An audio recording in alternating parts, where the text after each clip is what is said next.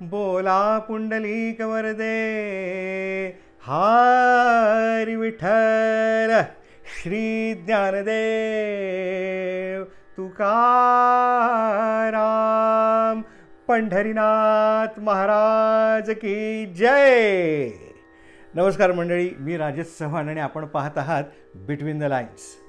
सर्वप्रथम between the लाईन्सच्या सर्व श्रोत्यांना आजच्या देवशयनी अर्थात आषाढी एकादशीच्या मनापासून शुभेच्छा. म्हणजे आजचा दिवस खूप विशेष आहे. खरं तर तुम्हाला माहीतच आहे, बरेच दिवस मी कुठलाच एपिसोड केलेला नाही आहे. There is something that I am in the middle of sorting out. त्याच्यामुळे कुठला एपिसोड करण्याच्या मनस्थितीत नव्हतो. But today's day is very special. I woke up in the morning and I said to myself that no, I can't miss it. I can't miss out on Ashadi Ekadashi. I must do something about it. So here I am. आणि I hope तुम्हाला हा आजचा episode नक्कीच आवडेल. अजून subscribe जर चॅनलला केलं नसेल तर मंडळी कृपया करा. तर आजचा दिवस काय विशेष आहे? आजच्या दिवसामध्ये हा काय दिवस आहे तर म्हणजे हा आषाढी एकादशीचा दिवस आहे. हा त्या विठ्ठलाचा दिवस आहे, त्या पांडुरंगाचा दिवस आहे. जितका तो पांडुरंगाचा दिवस आहे तितकंच त्या पांडुरंगाच्या भक्तीचं, ज्यांनी आम्हाला पाईक बनवलं, ती संतांची संपूर्ण मांदियाळी अर्थात ज्ञानेश्वर माऊलींपासून तुकाराम महाराजांपर्यंत ज्ञानदेवे रचिला पाया तुका झालासे कळचं. 13व्या शतकातील माझे ज्ञानदेव, ज्ञाना तुका नामा एका चोखा मुक्ताई जनाई, अशी किती एक ना अनेक अशी किती नावं घेऊ संतांची, की ज्यांनी या विठ्ठल भक्तीचं आम्हाला पाईक बनवलं. हा त्या संतांचा दिवस आहे. आणि जितका त्या संतांच्या मांदियाळीचा दिवस आहे तितकाच त्या संतांचे आणि त्या विठ्ठलाचे पाईक असलेल्या तुम्हा आम्हा वैष्णवांचा दिवस आहे. हा वारकऱ्यांचा दिवस आहे. हा सर्वसामान्य भक्ताचा दिवस आहे. काय होतं काय आजच्या दिवशी? तर आजच्या दिवशी मंडळी ती भक्ती भागीरथी आहे. विठ्ठलाच्या प्रेमाची, विठ्ठलाच्या नामाची, त्याच्यावरील प्रेमाच्या अभिव्यक्तीची जी नदी आहे, जी देहू आळंदीतून अविरतपणे वाहत वाहत वाहत वाहत जाते. आणि ती नदी वाहत जाऊन आजच्याच दिवशी त्या विठ्ठलाच्या प्रेमसागराशी जाऊन मिळते. त्यांचा तो संगम होतो. आजचा दिवस हा त्या संगमाचा दिवस आहे. आणि ह्याचं वर्णन करताना तुकाराम महाराजांनी म्हटलेलं आहे, खेळ मांडियेला वाळवंटी घाई नाचती वैष्णव भाई रे. काय ते सुंदर वर्णन केलेलं आहे. आणि ह्या वारीची इतिश्री कशात आहे? या वारीची फलश्रुती काय आहे तर क्रोध अभिमान गेला पावटणी एक एका लागतील पायी रे. मित्रांनो आणि मैत्रिणींनो, ऑफकोर्स प्रचंड योग, प्रचंड साधना आणि प्रचंड ज्ञान संपादन केल्यानंतर सुद्धा जी स्थिती येईल याची शाश्वती नाही. अर्थात कुठली स्थिती तर माझ्यामधला अहंकाराचा नाश करणं हे इतकं सोपं नाही आहे. भल्या भल्यांना जमलेलं नाही आहे. अख्खी हयात संपली तरी त्या अभिमानाचा, त्या गर्वाचा, त्या अहंकाराचा नाश करता आलेला नाही आहे. परंतु हे इतकं सोपं याचं प्रात्यक्षिक आहे. आपण या वारीवरच आज चर्चा करणार आहोत. या वारीचं महत्त्व जाणून घेणार आहोत.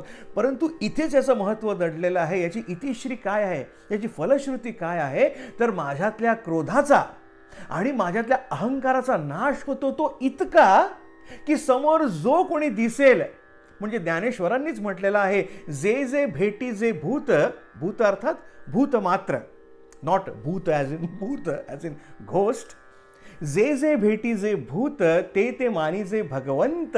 आणि ह्याची प्रत्यक्ष अनुभूती त्या विठ्ठलाचं दर्शन घेतल्यानंतर त्या चंद्रभागेच्या तिरी त्या वाळवंटामध्ये आम्हाला अनुभवायला मिळते की समोरचा माणूस लहान आहे, मोठा आहे, तो 5 वर्षाचा आहे का 85 वर्षाचा आहे, याचा कुठलाही भेदभाव न ठेवता एक एका लागतील पायी रे. मी एकमेकांच्या आम्ही तिकडे पाया पडतो आणि ते दृश्य जे आहे ते अत्यंत विलक्षण आहे. आणि हेच या वारीचं महात्म्य आहे. काय महात्म्य आहे? 2 विरुद्ध टोकाच्या गोष्टी त्यांचा संगम इथे होतो. कुठल्या गोष्टी? एक म्हणजे उत्कटता. आपण मंडळी जर हठयोगी बघितले असतील, एका पायावर उभं राहून करतात, अन्न पाण्याविना तपश्चर्या करतात, एक अत्यंत कठीण आसन घालून ते तपश्चर्या करतात, पाण्याविना करतात, अनवाणी करतात. अशा काही खूप उत्कट आहेत. म्हणजेच काय, त्या सोप्या नाही आहेत, त्या खूप उत्कट आहेत, खूप कठीण आहेत. पण वारी ही एक अशी अत्यंत सुलभ, सुंदर, सुमधुर गोष्ट आहे की जिथे मी त्या भक्तीची उत्कटता, भक्तीची म्हणण्यापेक्षा परमेश्वर प्राप्तीची, परमेश्वर प्राप्तीचे अनेक मार्ग आहेत, 4 मार्ग आहेत मुख्यत्वे: ज्ञान मार्ग, योग मार्ग, कर्म मार्ग आणि शेवटचा ज्याचा सर्व संतांनी पुरस्कार केला तो म्हणजे भक्ती मार्ग. आणि या भक्ती मार्गातून त्या परमेश्वर प्राप्तीचं हे सगळ्यात मोठं प्रात्यक्षिक आहे, त्याचं डेमॉन्स्ट्रेशन आहे. आणि हे प्रकटीकरण कसं आहे, हे अत्यंत उत्कट आहे. पण उत्कट जरी असलं तरी कोण विचित्र आसन घालून बसलेलं आहे का? तर नाही. मग काय आहे? हे अत्यंत सोपं आहे. इवन सोपं is not a right word, ते अत्यंत सहज आहे. सहज म्हणजे पाण्याचा धर्म जसा वाहण्याचा इतका सहज आहे, पक्ष्यांचा धर्म उडण्याचा जितका सहज आहे, फुलाचा त्याचा सुगंध हा इतका नैसर्गिक जितका सहज आहे, तितकंच सहज या भक्तीचं प्रकटीकरण या वारीमधून होतं. आणि त्यातून प्राप्त काय होतं? अत्यंत उत्कट आविष्करण या भक्तीचं. ते कसं काय? आणि इथेच संत ज्ञानेश्वर महाराजांची महात्म्य आहे की ज्यांनी या वारकरी संप्रदायाचा पाया ठेवला मंडळी 13व्या शतकामध्ये. आणि ज्ञानेश्वर महाराज आपल्या सगळ्यांची माऊलीच आपण त्यांना म्हणतो. त्यांनी त्यांच्या पुत्रावरच्या म्हणजे अवघाची संसार सुखाचा करीना आनंदे भरीन तिन्ही लोका, ही त्या माऊलींनी घेतलेली प्रतिज्ञा आहे. आणि त्या प्रतिज्ञा पूर्ततेचाच हा एक मार्ग आहे. काय की ज्यांनी हा वारकरी संप्रदाय रचला, हा वैष्णव संप्रदाय रचला आणि या वारीची परंपरा मंडळी त्याला वैभव दिलं, त्याला दिव्यत्व प्राप्त करून दिलं. तर काय होतं काय? ही सहजता म्हणजे काय? तर मंडळी इथे मला वारकरी संप्रदायामधली एक गोष्ट आठवते. गोष्ट ही अत्यंत उत्कट आहे आणि खूप सोपी सहज आहे. त्या गोष्टीच्या माध्यमातून कदाचित मला एक बेटर एक्सप्लेन करता येईल. कसं आहे, होतं काय, बॅक देन जनाबाई म्हणजे काय, नामियाची जनी, त्या नामियाची, त्या नामदेवाचं जिनी दास्यत्वच स्वीकारलं, पत्करलं, अशी ती नामयाची जनी. ते जनाबाईंनी पाहिलं की एक वृद्ध स्त्री म्हणजे त्या गावात सगळे एकमेकांना ओळखत आहेत, अगदी नावानिशी ओळखत आहेत. तर ते बघतात एक वृद्ध स्त्री अशी काळोखाची चाललेली आहे. आता back then there is no street lights, there is no torches. हा फार तर काय तुम्ही एखादा कंदील घेऊ शकता, पण तोही असं सहज उपलब्ध नाही आहे मंडळी, हालाकीची परिस्थिती आहे. आणि ती पाहतायत की ती वृद्ध स्त्री काळोखाची चाललेली आहे, चार चार चार चार चार चार. तर जनाबाई त्यांना हटकतात वाटेत. अगं म्हणतात, अगं मावशे, अगं एवढ्या काळोखाची कुठे निघालीस? तुला या अंधाराची भीती नाही वाटत? त्यावर काय उत्तर द्यावं त्या माऊलीने, त्या मावशीने? त्या म्हणाल्या, अगं जने, अगं काळोखाची कसली भीती ग? हा तर माझ्या विठ्ठलाचा रंग. आहा, मंडळी पहा, काय उत्कट आणि काय सहज उत्तर आहे. एका क्षणात त्या माऊलीने काय केलं जे मोठ्या मोठ्या प्रकांड पंडितांना अख्खं आयुष्य खपवल्यानंतर सुद्धा जे साध्य होत नाही, ते ह्या माऊलीने अत्यंत सहजपणे साध्य केलं. आणि अत्यंत सहजपणे, तिथे कुठं देखावा नाही, काही तामझाम नाही, काही नाही. एक मुखातून एक सुंदर वाक्य निघून गेलं की अगं काळोखाची कसली भीती, हा तर माझ्या विठ्ठलाचा रंग. अगं ह्या काळ्या रंगाला मी का घाबरू? हा माझा विठ्ठल आहे, इथे सगळीकडे माझा विठ्ठल भरलेला आहे. म्हणजे काय हे उत्कट आहे बघा. आपण गुरुचं महात्म्य वर्णन करताना असं म्हणतो, गुकारस्त मंदकारश्च रुकारस्तेजमुच्यते अज्ञान ग्रासकम ब्रह्म सद्गुरुं तम नमामि. दुकारस्त मंदकारश्च रुकारस्तेजमुच्यते, जो अंधकाराचं रूपांतर प्रकाशात करतो तो खरा गुरु. तर मंडळी ही माऊली ही गुरुच नाही का? ही गुरुस्थानीच नाही का? तिने त्या अंधारामध्ये प्रकाश दुसरा पेटवला नाहीये, तर तिने त्या अंधकाराचं रूपांतर प्रकाशात केलेलं आहे. कशाने? त्या विश्वासाने. आणि इतका सहज विश्वास आहे, ही सर्टनिटी आहे. हा विश्वास पण नाही आहे, ही सर्टनिटी आहे. विश्वासापेक्षा सहज स्थिती आहे. या काळोखाला मी काय घाबरू ग? हा तर माझ्या विठ्ठलाचा रंग आहे. जी सहजता म्हणतोय ना मंडळी, मी ती हीच. आणि जी उत्कटता म्हणतोय ती सुद्धा हीच दोन विरुद्ध टोकाच्या गोष्टींचा संगम इथे होतो. या वारकरी संप्रदायामध्ये मला तो पाहायला मिळतो. मंडळी, एकदा का मी माझ्या मनामधले काम, क्रोध, लोभ, मोह, मद, मत्सर हे षड्रिपू आहेत. मी मानव आहे. माझं नावच मुळात माझ्या मनामुळे पडलेलं आहे. माझं मन माझ्या संपूर्ण देहावरती, माझ्या बुद्धीवरती भारी आहे. आणि त्याच्यामुळे या काम, क्रोध, जे आपण सुरुवातीलाच पाहिलं, क्रोध, अभिमान गेला पावटणी, तर तो इतकं सोपं नाहीये त्याच्यापासून आपला पिच्छा सोडवणं. परंतु ह्या माऊलीने ते कसं केलेलं आहे, तर ती त्या पिच्छा सोडवायच्या भानगडीतच पडली नाही. तिने फक्त काय केलं, आपल्या मनाची कवाडं उघडी केली. तिची बंदिस्त नाही करून ठेवलं, कवाडी उघडी केली. म्हणजे काय केलं, म्हणजे विठ्ठलाची भक्तीचा स्वीकार केला. म्हणजे माझ्या मनाची कवाडं उघडली. आणि मग तिने काय केलं, तर आपल्या मनामध्ये आपल्या भक्तीची, आपल्या भावाची एक वीट त्या विठ्ठलाकरता देऊ केली. आणि ती त्या मनाच्या गाभाऱ्यामध्ये तिने ती वीट फक्त ठेवली. तिचं भाव तिने अर्पण केला, म्हणजे त्या भक्तीची वीट तिने ठेवली. आणि एकदा का मी माझ्या मनाचा गाभारा, त्याची कवाडा त्या विठ्ठलासाठी उघडली आणि भक्तीची वीट त्याला देऊ केली, की मी देऊ केलेल्या त्या भक्तीच्या, त्या भावाच्या विटेवरती तो पांडुरंग, तो विठ्ठल संपूर्ण ब्रह्मांड व्यापून परत दशांमुळे उरलेलाच तो असा हा विठ्ठल केवळ माझ्यावरील प्रेमापोटी 28 युग त्या विटेवरती उभा राहायला असा तयार असतो, असा. आणि मग एकदा विठ्ठलाची मूर्ती माझ्या मनामध्ये स्थापन झाली आणि त्या विठ्ठलाने माझ्या मनाचा ठाव घेतला ना, की तिकडे मग काम, क्रोध, लोभ, मोह, मद आणि मत्सर यांना राहायला जागाच उरत नाही. कारण मी मनाची कवाड मोकळी केलेली आहे, ती दूर कुठल्या कुठे पळून जातात. आणि म्हणूनच ती अवस्था प्राप्त होते की एक एका लागतील पायी रे, वर्ण अभिमान विसरली याती, एक एका लोटांगणी जाती. अहो, परमेश्वराला लोटांगण तर सगळेच घालतात, पण परमेश्वराच्या भक्ताला सुद्धा जिथे लोटांगण घातलं जातं, ह्याच्यापेक्षा दुसरं प्रात्यक्षिक काय असू शकतं मला सांगा, माझ्यामधला अहंकार नष्ट झाल्याचं? कुठलंच नाही. तर मग काय काय आहे काय ही वारी? ही सहजता, हीच ती वारी आहे. मी काय करतो, ह्या ज्या भक्तीच्या एक गंगा आणि यमुना आहेत, ही जी भागीरथी आहे, एक सुटते देहूवरून आणि एक सुटते आळंदीवरून. आणि मग त्यांच्या पालखीचे भोई बघा, ज्यांनी मला हा मार्ग दाखवला ते म्हणजे संत ज्ञानेश्वर आणि तुकोबा. तुकोबा तर 17व्या शतकातले, म्हणजे 13व्या शतकापासून जी संतांची मांदियाळी सुरू झाली ती 17व्या शतकामध्ये संपली असं मला म्हणता येणार नाही. पण when I am talking about Warkari संप्रदाय, then that's what it is, from 1300 to 1700. आणि त्यांची पालखी आम्ही माझ्या खांद्यावर घेतो. ती तुळस, जी काही भगवत भक्तीची प्रतिमा आहे, ते तुळस असेल, मग विठ्ठलाची मूर्ती असेल, त्याची प्रतिमा असेल, ती मी माझ्या डोक्यावरती घेतोय. मी माझ्या पायात काय घातलेलं नाहीये, मी अनवाणी आहे आणि माझ्या डोक्यावरती मी माझ्या देवाला घेऊन नाचतो आहे. हेच त्याचं प्रतीक आहे की माझ्यासाठी सगळ्यात मोठा तू आहेस. माझं मस्तक तुझ्या चरणांशी आहे आणि तुला मी माझ्या डोक्यावर घेऊन नाचणार आहे. आणि मग टाळ मृदुंग घाई पुष्प वर्षाव, अनुपम्य सुख सोहळा हो. मी काय करतोय, आपण जे हनुमान चालीसाचा अर्थ बोध करत होतो, माय अपॉलॉजीज की ते अजून मी अर्धवटच ठेवलेलं आहे, ॲज आय सेड, बट आल गेट बॅक टू इट. त्याच्यामध्ये आपण एक पाहिलेलं आहे, तुलसीदासजी म्हणतात, मन क्रम वचन ध्यान जो लावे.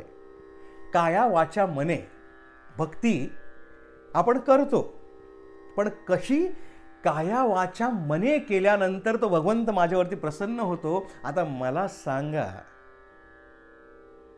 काया वाचा मनाने भक्ती करण्याकरता या वारीपेक्षा दुसरं कुठलं साधन आहे मला सांगा. तुम्ही सांगा, शोधून सांगा. दुसऱ्या कुठल्याही भारताच्या कानाकोपऱ्यात जा आणि मला सांगा. म्हणजे ही वारीच, जिथे मी चालतोय कोणासाठी, माझ्या भगवंतासाठी, म्हणजे माझी काया झिजवतो आहे, उन्हातानाचं चालतो आहे, पावसाचं चालतो आहे, माझी गैरसोय करून घेतो आहे. I do not have those sophisticated, that convenience, that comfort zone when I am at my home, है ना. काय लक्झरी नाही आहे तिकडे. मी असाच चालतोय, उन्हातानाचं चालतोय, शेकडो बाकीचे जे बाजूचे आहेत त्यांच्याबरोबर चालतो आहे, म्हणजे माझी काया झिजवतो आहे. मुखाने मी काय करतो आहे, हाताने मी आयदर टाळ वाजवतो आहे किंवा टाळी वाजवतो आहे, चिपळ्या वाजवतो आहे, मृदुंग वाजवतो आहे, मी हाताने काहीतरी वाजवतोच आहे, म्हणजे माझी काया झिजवतो आहे. आणि मुखाने मी काय करतो आहे, जिभेने मी काय करतो आहे. इथे मला संत गाडगे महाराजांचा एक अभंग आठवतो, एक ओवी आठवते. जिभले अर्थात जिभ, ते जिभेला उद्देशून म्हणतात की जिभले काय ग तुला धंदा, अगं जिभले काय ग तुला धंदा, घडीवर भजरे गोविंदा. किती सुंदर पहा. इथे घडीवर नाही तर मी अविरतपणे मुखाने त्या विठ्ठलाचा नामघोष करतो आहे, जो माऊलींनी मला महानमंगल मंत्र दिलेला आहे. जय जय राम कृष्ण हरी. त्या रामकृष्ण हरीनी मी सारा आसमंत भरून टाकतो. आणि म्हणजे या नामाची गोडी कशी आहे, या नामाचं महात्म्य कसं आहे. आता मी सिडनीमध्ये आहे, हजारो किलोमीटर लांब आहे, परंतु जेव्हा मी तो रामकृष्ण हरी उच्चारतो, जेव्हा मी पांडुरंग हरी उच्चारतो, तेव्हा त्या स्पेसमध्ये नाही आहे मी, परंतु ते तिकडे आहेत सगळे पंढरपुरामध्ये. परंतु तो जो नामाचा आकाश त्यांनी तयार केलेला आहे, जे नामा आकाश तयार केलेला आहे, ज्या क्षणी मी तो मंत्र उच्चारतो त्याच क्षणी सायमल्टेनियसली मी उच्चारलेला तो मंत्र आणि त्या संपूर्ण वारकऱ्यांनी उच्चारलेला तो मंत्राचा नामाकाश त्याच्याशी तो क्षणार्धात जुळतो. इथे बसून, जगातल्या कुठल्याही कानाकोपऱ्यात बसून मी जेव्हा जय जय रामकृष्ण हरी उच्चारतो, तेव्हा त्या क्षणी even if I can't feel it but I am in that same space. कारण मी जोडला जातो त्यांच्या त्या गजराशी. कारण हा नामाचा आकाश जे आहे ते एकच एक आहे, ते भिन्न नाही, ते एकच एक आहे. जसं पाणी, नदी जी गंगोत्रीमध्ये उगवली, मी तिकडे त्याच्यातला पेलाभर काढला काय, किंवा जिथे ती समुद्राला जाऊन मिळते बंगालच्या उपसागरामध्ये, तिथे त्याच्यातनं पेला काढला काय, ते पाणी एकच आहे, ते पाणी कनेक्टेड आहे. अगदी तसंच मंडळी, मी नाव कुठेही घेतलं तरी ते कनेक्टेडच आहे, मी त्याला कनेक्टच होतो त्या नामाकाशाला. असं ह्या वारीचं महत्त्व आहे. आणि ह्या ज्ञानेश्वरांच्या आणि तुकारामांच्या पादुका मी घेतो, माझ्या शिरावरती घेतो, त्यांना शिरोधार्य मानलेलं आहे त्यांची भक्ती, आणि मी माझा तो प्रवास सुरू करतो. टाळ घोष, काया वाचा मनी, काया झिजवलेली आहे, मुखाने नामस्मरण केलेलं आहे, आणि मनामध्ये तर मगाशीच आपण बघितलेलं आहे, मनामध्ये त्या विठ्ठलाला स्थापन केलेलं आहे. आणि त्या विठ्ठलाचं प्रेम आणि माझ्या माऊलींविषयी कृतज्ञता हे दोन भाव धारण करून मी चाललेलो आहे. आणि मी एकटा नाही चाललेलो आहे, ही नदी आहे, माझ्या आजूबाजूला सगळं तेच आहे. बघा काय व्हायब्रेशन्स आहेत, काय स्पंदन आहेत. सांघिक उपासना सुद्धा इथे होते आहे. बघा एका वारीतनं काय काय मला साध्य होत आहे. काया वाचा मने माझ्याकडनं भक्ती होती आहे, आणि अनन्य भाव एक तुझ्या वाचून मला दुसरं कुणीही नाही, ह्याचं दुसरं मला प्रमाणपत्र देण्याची गरज नाही आहे. मी माझा सगळा संसार बाकीचा मागे सोडलेला आहे आणि मी तुझ्याकडे निघालेलो आहे. बघा हे प्रतिकात्मक आहे. आपण सामान्य माणसं आहोत, आपण 24 तास ह्या भावावस्थेमध्ये राहू शकत नाही अनन्य भक्तीच्या, की मला बाकी कोणी नाही, तूच माझ्यासाठी सगळ्यात श्रेष्ठ, माझ्यासाठी सगळ्यात महत्त्वाचं तूच आहेस. ह्या भावावस्थेमध्ये मी राहू शकत नाही फार काळ. परंतु वारी ही अशी गोष्ट आहे, इथे मी जेवढे काही दिवस तो प्रवास करत आहे तेवढे दिवस मी त्या भावावस्थेमध्ये आहे, की जेणेकरून माझा अख्ख्या वर्षभराचा कोटा त्या एका वारीमध्ये पूर्ण होतो मंडळी. आणि जे मोठ्या मोठ्या again as I am keep saying the same thing again and again, कारण मोठे मोठे शब्द उच्चारून जे साध्य होत नाही ते ह्या वारीतून मला साध्य होतं. कारण अगेन सहजता. आणि मग मी तो विठ्ठलाचा नामघोष करत करत करत करत करत करत करत करत तिकडे पंढरीमध्ये पोहोचतो. आणि समोर बघतो तर काय काय पाहतो मी समोर? मी समोर पाहतो ती विठ्ठलाची मूर्ती. आता ज्याला त्यातलं खरोखर काय म्हणतात त्यातला क्रक्स जर नाही आहे तर जाऊन म्हणणार रे काय मी कशासाठी एवढं सगळं चालत आलेलो आहे, हे विठ्ठलाचं दर्शन घ्यायला काय काळी कुट्ट विठ्ठलाची मूर्ती आहे दगडामधून कोरलेली. परंतु त्या विठ्ठलाच्या त्या काळ्या मूर्तीमधलं सौंदर्य, अपार सौंदर्य ज्याला जाणवतं मंडळी, तोच खऱ्या अर्थाने वारकरी, तोच खऱ्या अर्थाने वैष्णव. आणि ह्या मूर्तीचं वर्णन करताना आमचे ज्ञानोबा तुकोबा काय म्हणालेले आहेत? हा? रूप पाहता लोचनी सुख झाले वो साजणी, तो हा विठ्ठल बरवा, तो हा माधव बरवा. तुकोबा म्हणतात सुंदर ते ध्यान उभे विटेवरी, सुंदर ते ध्यान उभे विटेवरी कर कटावरी ठेवून या. आणि अभंगाच्या शेवटी म्हणतात तुका म्हणे माझे हेची सर्व सुख. काय? सर्व सुख, माझं सर्वच सुख, दुसरं काही नको, दुसरी कुठली साधनं नको. तुका म्हणे माझे हेची सर्व सुख, पाहिन श्रीमुख आवडीने. माझे जीवीची आवडी पंढरपुरा नेईन गुढी. बघा, जीवीची आवडी. मी जो इतर वर्षभर मला हे आवडतं, मला ते आवडतं, मला ते आवडतं, इंद्रिय सुखाच्या गोष्टींमध्ये असतो, परंतु या वारीमध्ये माझ्या जीवीची आवडी एकच आहे, ते पांडुरंगाला प्राप्त करणं. प्राप्त करणं तर लांब राहिलं, त्या पांडुरंगाचं मुखदर्शन घेणं, बस. म्हणजे ह्या भावावस्थेमध्ये मी राहतो आणि माझा वर्षभराचा कोटा मी पूर्ण करतो या वारीमध्ये माझ्या भक्तीचा. थोडक्यात जर मला सांगायचं झालं तर आपण आपली मोबाईलची बॅटरी चार्ज करतो. आपला मोबाईल दिवसभर चालतो आणि आपण तो 1 तासभर वगैरे काहीतरी तो चार्ज करतो आणि मग तासभर केलेला अर्धा तास चार्ज केलेला तो मला दिवसभर चालतो. मंडळी, अगदी तसंच आहे. या वर्षभरामध्ये मी एकदा ती वारी करतो आणि ती एकदा माझी बॅटरी जी मी चार्ज केलेली आहे या भक्ती मार्गाची किंवा परमेश्वर प्राप्तीच्या मार्गातल्या माझ्या साधनेची, ती बॅटरी मी ह्या वारीमध्ये चार्ज केलेली आहे, ती मला वर्षभर पुरते, अगदी पुढच्या वर्षी जाईपर्यंत. आणि ह्या वारंवार केलेल्या चार्ज केलेल्या बॅटऱ्या ह्या मी माझ्या ह्या जन्मातून पुढच्या जन्मामध्ये अविरतपणे नेत राहतो. मंडळी, जर मी वारी केली नाही तर मला इथे आपल्या दुर्गे दुर्गट भारी या आरतीमधलं आठवतं, वारी वारी जन्म मरणा ते वारी, हारी पडलो आता संकट निवारी. जर का मी ही वारी केली नाही, कुठली पंढरीची वारी जर केली नाही, तर मला दुसरी वारी करायला लागते. कुठली? जन्म मरणा ते वारी. जायचं यायचं, जायचं यायचं, आणि हारी पडलो आता. आणि मग मला हारी पडणार आहे मी शेवटी. तर मला जर विजयी होऊन बाहेर यायचं असेल तर मला ही वारी करायची आहे. मंडळी, थोडं वेळेचं भान ठेवतो आहे. I am looking at the watch. आज 20 मिनिटं ऑलरेडी उलटलेली आहेत. बोलायला खूप आहे, मला थांबणं कठीण आहे, परंतु वेळेचं भान ठेवून मी थोडासा इथे वाइंडअपकडे येऊया आपण आता.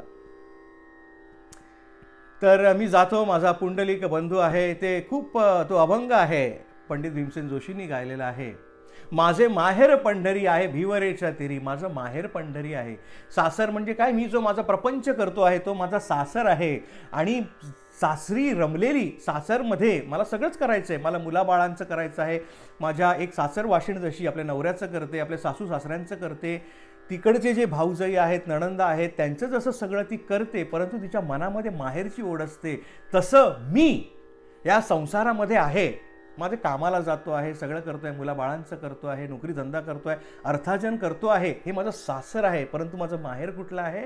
तर ती माझी मूळ माऊली, माझी विठू माऊली, माझी परमेश्वर माऊली. जशी सासर वाशिणीला माहेराची ओढ असते, तशीच मला, मी सासर वाशिणी आहे, मला माझ्या माहेराची ओढ आहे. अर्थात कुठे? माझे माहेर पंढरी आहे भिवरेच्या तिरी. तिकडे जायचं आहे. तिकडे जायला मला कोण येतो न्यायला? माझा पुंडलिक आहे बंधू. तो बंधू मला नेतो. बंधू येईल माहेरी न्यायाला, गौरी गणपतीच्या सणाला. हा बंधू मला न्यायला येतो माझ्या माहेरी. बाप आणि का आई माझी विठ्ठल रखुमाई. आणि मग मी जेव्हा त्या पंढरीच्या वाळवंटामध्ये येतो, टाळ मृदुंग घाई पुष्प वर्षाव, अनुपम्य सुख सोहळा हो. इथे तुकोबा महाराज काय म्हणतात? मातले वैष्णव वीर रे. आणि मला ह्याच्यापेक्षा दुसरा कुठलाही शब्द सापडत नाही. राईट?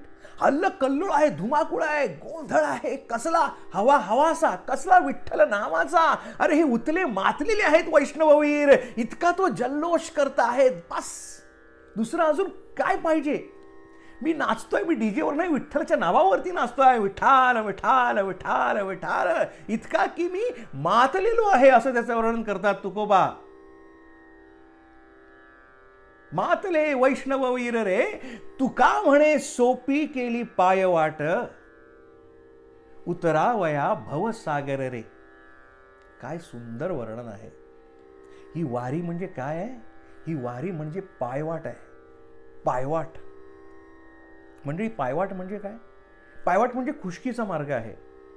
माझ्याकडे मोटार गाडी वगैरे काही नसेल तर ते मोटार गाडीने जे अंतर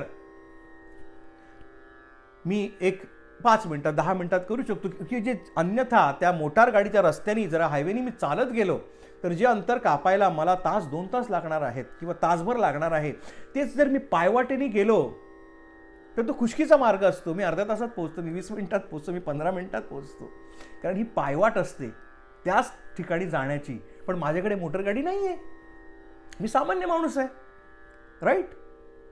मग मला सामान्य माणसाला मला जर तिकडे पोचायचं असेल तर मला पायवाटेने जायचं आहे. आणि ही पायवाट कोणी बनवलेली आहे? अगेन, निवृत्ती ज्ञानदेव सोपान मुक्ताबाई एकनाथ नामदेव तुकाराम, तुमच्या गावी आलो आम्ही, तुमच्या वाटेत चाललो आम्ही, दावा आम्हा घनश्याम.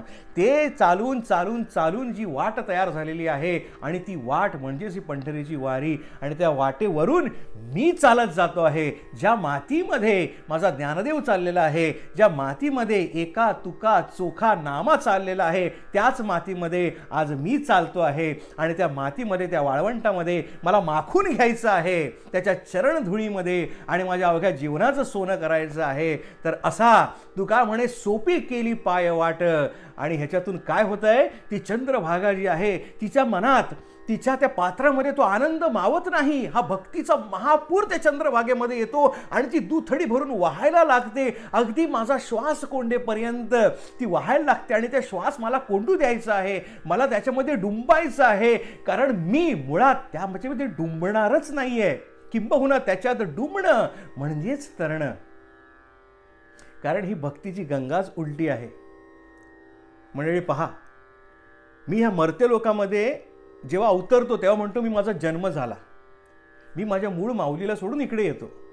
आणि जेव्हा इथून मी सोडून परत माझ्या मूळ माऊलीकडे जातो तेव्हा मी म्हणतो माझा मृत्यू झाला. ॲक्च्युली गणित उलटं आहे. हे गणित सुलट करायसाठी मला इथे माझा श्वास बुडेपर्यंत त्या चंद्रभागाच्या त्या भक्ती गंगेचा जो महापूर आलेला आहे त्याच्यामध्ये बुडायचं आहे. आणि तरच मी वर येणार आहे, तरच मी खऱ्या अर्थाने जगणार आहे. मंडळी, बस इकडेच थांबतो. सर्वांना परत एकदा विठ्ठलाच्या या आषाढी एकादशीच्या खूप खूप शुभेच्छा. आज आपण काही ना काहीतरी करूया, विठ्ठलाचं गजर करूया, टाळ घेऊया, टाळ्या वाजवूया. अगदीच काही जमलं नाही तर कॅसेटवरती लावूया. खूप छान लता मंगेशकरांनी गायलेलं आहे अभंग तुकयाचे किंवा ज्ञानेश्वरांचे अभंग आहेत ते, त्याचा आपण रसग्रहण करूया, ते ऐकूया, त्याच्यावरती चिंतन करूया, मनन करूया, त्यांच्याबरोबर ते गाऊया आणि आजची आषाढी एकादशी साजरी करूया. मंडळी, परत एकदा आपणा सर्वांना या आषाढी एकादशीच्या खूप खूप शुभेच्छा. ही विठ्ठल भक्ती आपल्या हृदयामध्ये आपण सगळ्यांनी धारण केलेलीच आहेत, म्हणूनच आपण इथपर्यंत हा एपिसोड ऐकलेला आहे. तरी भक्ती आपल्या मनामध्ये अखंड राहो आणि या विठ्ठलाचं सामिप्य आपल्याला अखंड प्राप्त हो, ही प्रार्थना मी आज या विठू माऊलीच्या चरणी करतो. आणि बस इकडेच विराम घेतो, माझ्या जीवेला आराम देतो. मंडळी, विषय आवडला असेल तर लाईक करा, शेअर करा आणि ऑफकोर्स बिटवीन द लाईन्सला सबस्क्राईब करा. आपली काळजी घ्या. राम राम.